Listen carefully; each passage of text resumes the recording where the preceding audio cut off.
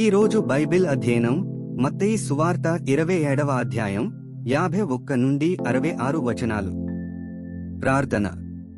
ప్రియమైన దేవా, మేము మీ వాక్యాన్ని చదివినప్పుడు మిమ్మల్ని బాగా తెలుసుకోవడానికి, ప్రేమించడానికి మరియు అర్థం చేసుకోవడానికి సహాయం చేయండి. ఆమెన్. మత్తయి సువార్త 27వ అధ్యాయం 51వ వచనం నుండి.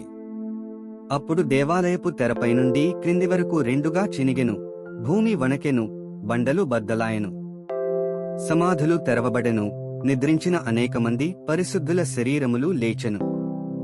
వారు సమాధులలో నుండి బయటికి వచ్చి ఆయన లేచిన తరువాత పరిశుద్ధ పట్టణములో ప్రవేశించి అనేకులకు అగపడిరి. శతాధిపతియు అతనితో కూడా యేసునకు కావలియున్న వారును భూకంపమును జరిగిన కార్యములన్నిటిని చూచి మిక్కిలి భయపడి నిజముగా ఈయన దేవుని కుమారుడని చెప్పుకొనిరి. యేసునకు ఉపచారము చేయుచు గలిలయ నుండి ఆయనను వెంబడించిన అనేక మంది స్త్రీలు అక్కడ దూరము నుండి చూచుచుండిరి. వారిలో మగ్దలేనే మరియయు, యాకోబు, యోసే అనువారి తల్లియైన మరియయు, జెబెదయి కుమారుల తల్లియు ఉండిరి.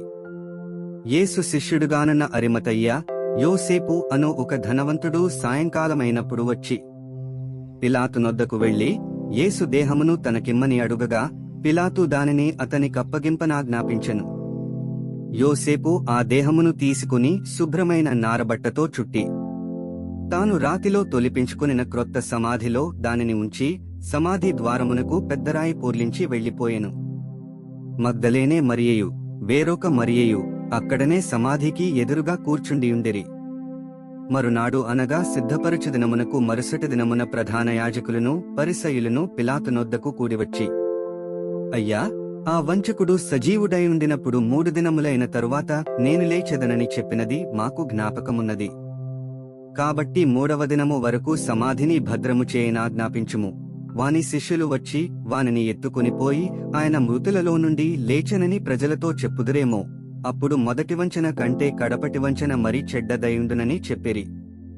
అందుకు పిలాతు, కావలివారున్నారు గదా, మీరు వెళ్లి మీ చేతనైనంత మట్టుకు సమాధిని భద్రము చేయుడని వారితో చెప్పెను.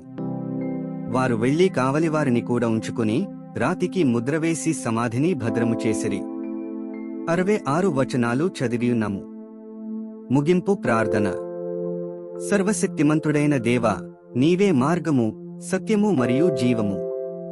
చదివిన వాక్యాన్ని మా జీవితంలో అన్వయించుకోవడానికి మాకు సహాయం చేయండి. ఆమెన్.